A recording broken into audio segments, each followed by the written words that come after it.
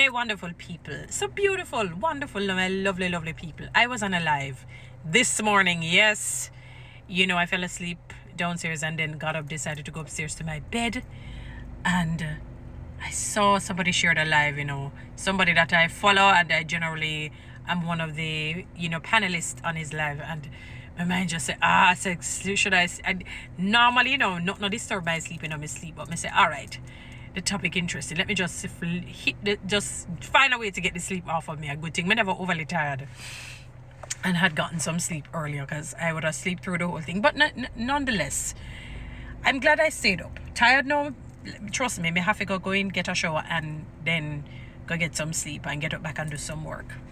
But I'm glad I was on it because it broke my heart. But I'm glad I know, and that is.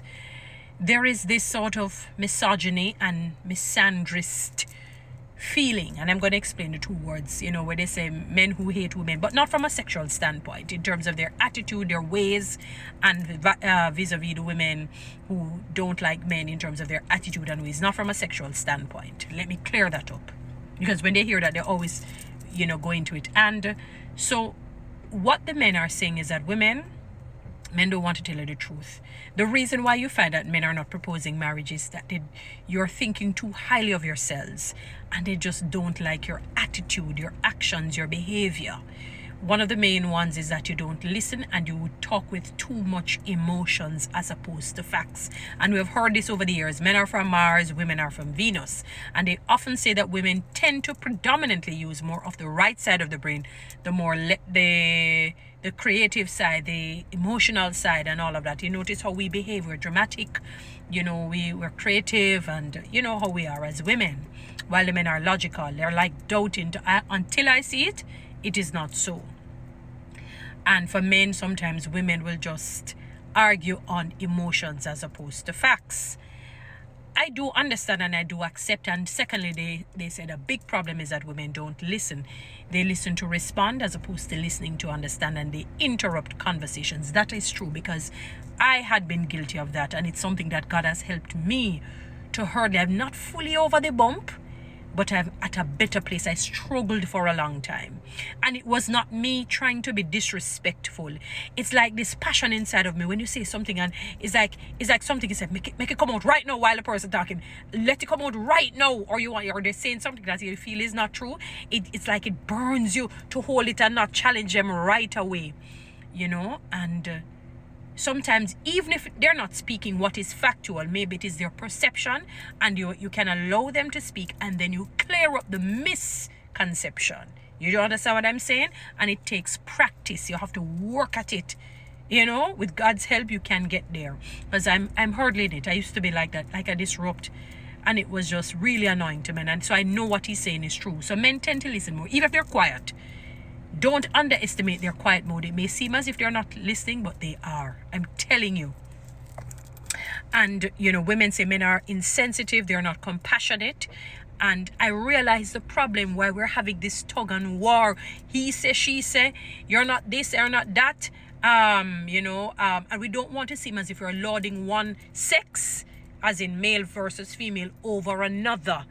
And what is happening is that each sex is trying to put themselves in a subliminal way above the other, not realizing it, not understanding it's supposed to be a symbiotic relationship. God is infinite in his wisdom. He knows why he made man for woman and woman for man.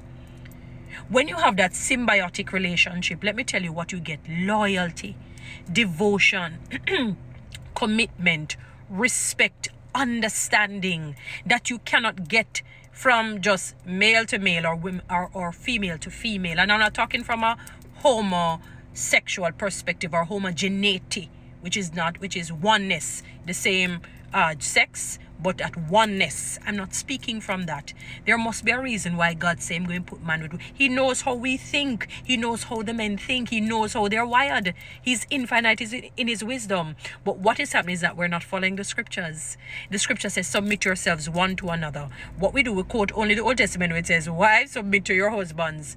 as unto Christ. And husbands, love your wives as Christ loves the church.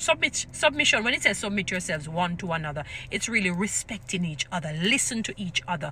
Because what is happening with the women, they feel, men, you may think that women are not listening, but they are, but they feel that their voices are not being heard. You say they should come and present facts.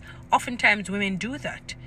And because you don't trust them, maybe based on past experiences that you would have had with other women, or maybe her not being so credibly in the past, you kind of doubt it and throw it aside. So she gets frustrated, and what happens when you speak, she interrupts it, or she doubts what you're saying, or read into something else because maybe your communication is not as clear. Sometimes men say they're very logical and they say this and that. Women tend to, you have to tell them, we probe. Women tend to tell us why you say we should not do this. Why not? They have to understand. It has to resonate in their soul. And men sometimes don't have the patience to sit and explain. Remember, you're not dealing with a child where you say to your child, go and sit down.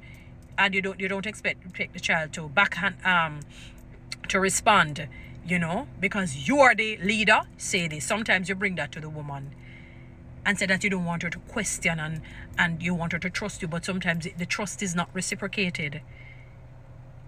I've heard, and so when he said that, that is why women are not getting married. I've heard married women complain about their husbands in a similar sense. When he said that, I said, boy, it is so funny.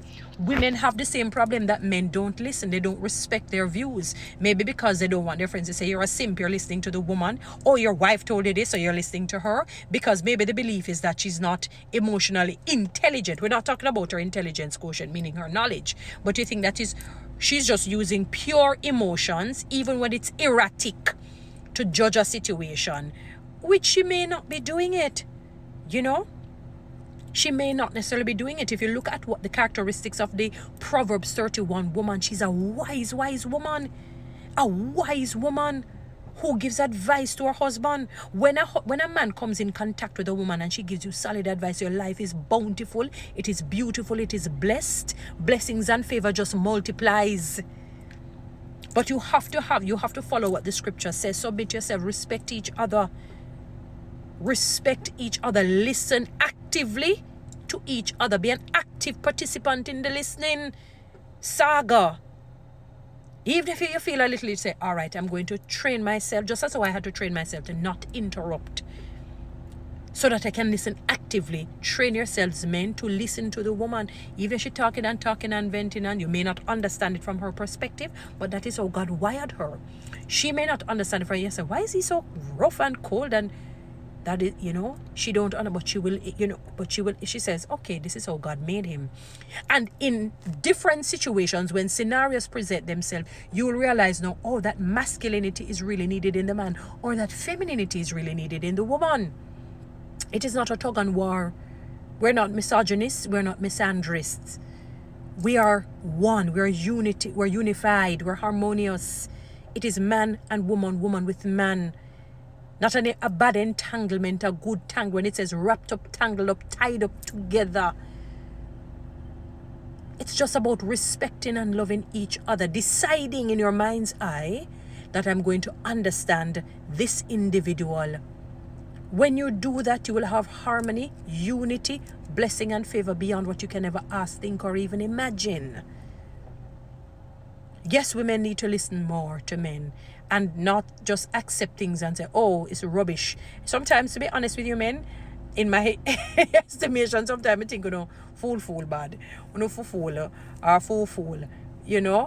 Maybe you think the same with us as women. I say, is this man a dodo head?